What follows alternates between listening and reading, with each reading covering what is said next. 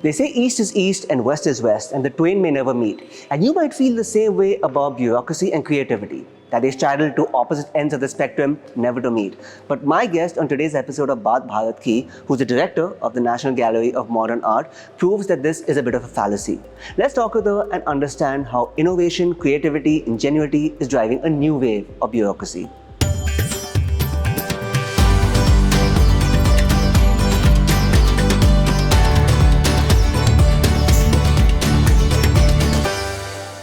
Hello and welcome to this latest episode of Baat Bharat Ki. I have with me Nidhi Choudhari, who is the director of the National Gallery of Modern Art. Nidhi ji, thank you so much for being here with us for this episode. Thank you for inviting. When I was reading up about you, I found your profile hugely fascinating because you operate at this junction where creativity, where bureaucracy just comes together seamlessly.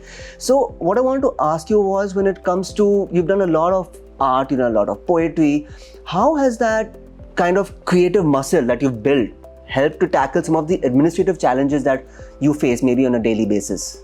I jokingly say this to everyone who asks me about how do I handle all this. I jokingly tell everyone that if you are a painter and a police constable, you will be a good police constable. Okay. If you are a painter and a photographer, journalist, or a bureaucrat, you will be a good bureaucrat, good photographer, because painting by its very nature makes you humble, because you do it on the ground. It makes you polite, it makes you grounded.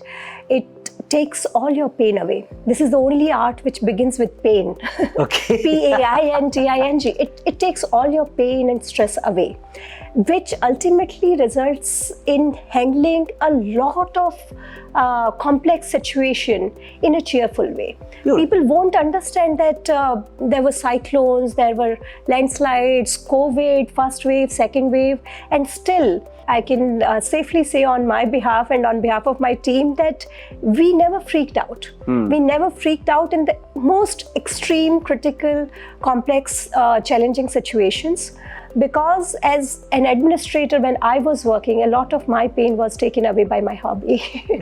Ms. Choudhary, you've been a very prolific artist and poet from your younger days.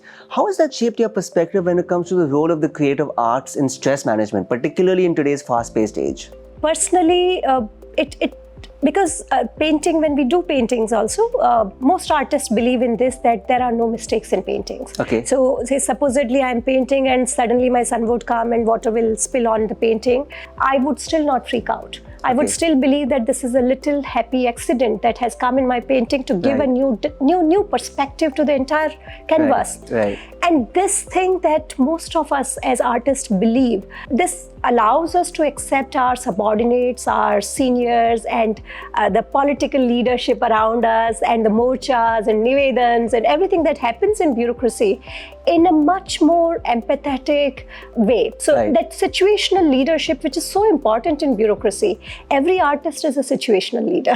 And that way, and a situational leader with a lot of empathy, with a lot of love, care, compassion, which makes the artist administrators different from the rest of the world. It just brings out the softer side from within you. Yes. That's actually a very timely thing. I was chatting with a colleague of mine yesterday about passions away from work, whatever it could be. I love cars, for instance. And she said that, outside of work, because of some of the long work hours that she puts in, she barely has a social circle. She barely has any hobbies. And I found that quite surprising, truthfully. So from your perspective, you've clearly balanced art, the creative arts, and building a career in a very high pressure situation over so many years. What kind of advice would you offer to people to try and pursue a similar path, especially women? Women, most often, unfortunately so, because of the societal conditioning, each one of us is trying to be a perfect mom, a perfect sister, a perfect daughter, a perfect wife, and absolutely perfect in every sense. And that load and pressure of perfection ultimately leaves you with no time to pursue your own interests.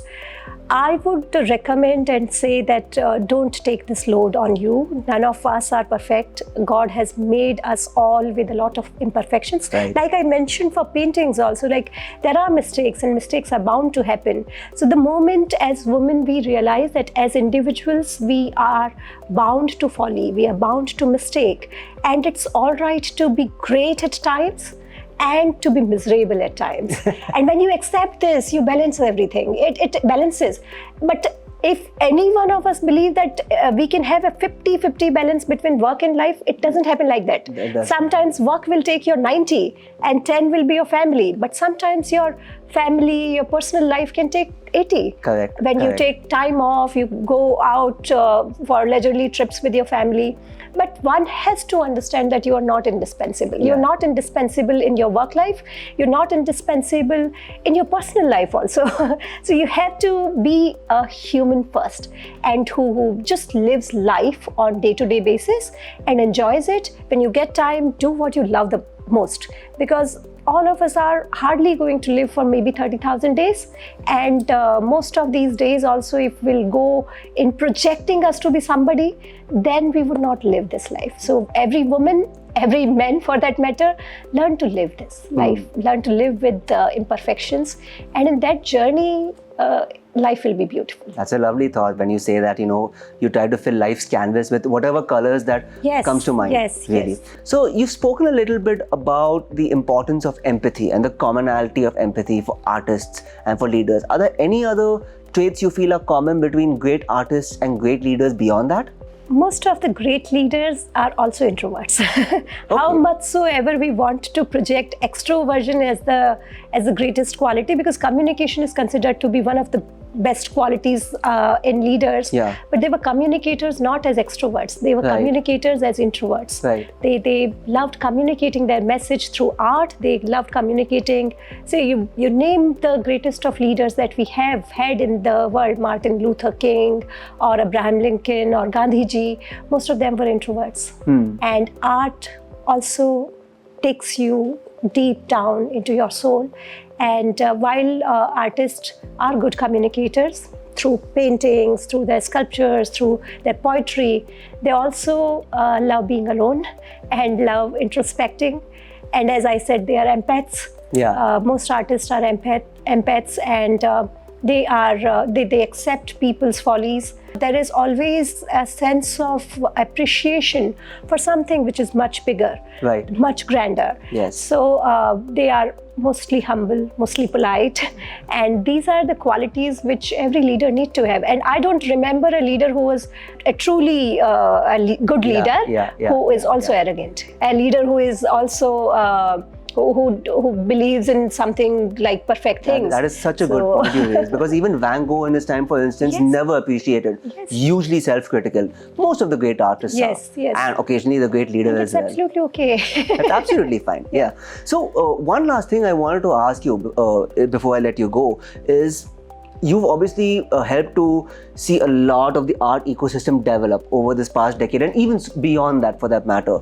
Are there any particular reforms or initiatives that you think can be rolled out to make it even more inclusive? Because I think in today's day and age, art is seen as a little bit of an indulgence. It's a luxury that people partake in because time can be at such a premium in a fast-paced world. So what kind of initiatives can be rolled out to make it even more inclusive? Since I joined NGMA Mumbai, the first thing that I wanted was to make the doors of NGMA open for the people of Mumbai, and especially the vulnerable sections of Mumbai. So we started our first program with the orphan children from the Children's Aid Home Society, Chembur. Then we started an initiative called Discover NGMA, in which the tribal students from far off tribal schools of Jawahar, Mukhada, Palghar, Wada, Vikramgarh, they visited NGMA. More than 3,000 tribal students visited MGMA. We hosted workshops for them here. And we explained to them the artworks which were displayed in the Ramayana and the Shakti exhibition. Now also, like BMC students from the Bombay Municipal Corporation schools, they are visiting NGMA. A lot of other NGOs working on mental health, working on children's safety, have been visiting us now. And this is one thing, that making it accessible and open, at least welcoming to everyone, in not just Mumbai, but for every person who is coming to the city should visit NGMA. Second is what I realized, that although we have been in the field of art like since 1950s, NGMA is a brand, we have not evolved on technological lines. So my vision would be to have my entire collection of artworks that I have here in NGMA, to turn it into some immersive digital shows with the help of the art technology that has evolved over the years, and taking those shows to far off places. So why should people have to visit NGMA Mumbai to experience so Ramayana? NGMA becomes an idea. NGMA becomes like we can take our tours to the state-run museums. The state of Maharashtra has a lot of museums. Gujarat, Rajasthan. NGMA Mumbai's artworks through an immersive, digitally immersive show can travel far and wide. So that's how it will become more inclusive. That's how it will become more youth-friendly. It will attract more youth. So supposedly we are sitting here and you see paintings of Almelkar or paintings of M.F. Hussain or Amrita Shergill on the floor, on the roof, and walking and talking to you in animative form. It will attract the young generation a lot. So we are going to work on that. Beautiful. Thank you so much, ma'am, for sharing your thoughts on how to use art and the creative arts essentially as this cultural bridge that brings people together, sharing your experiences as well. And thank you so much for being a part of this episode of Baat Bharat Ki. Thank you so much. Thank you for inviting.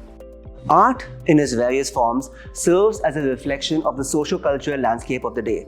But equally, it can mean many things. It can be a vehicle of change. It can be a reflection of humanity, of leadership, and so much more.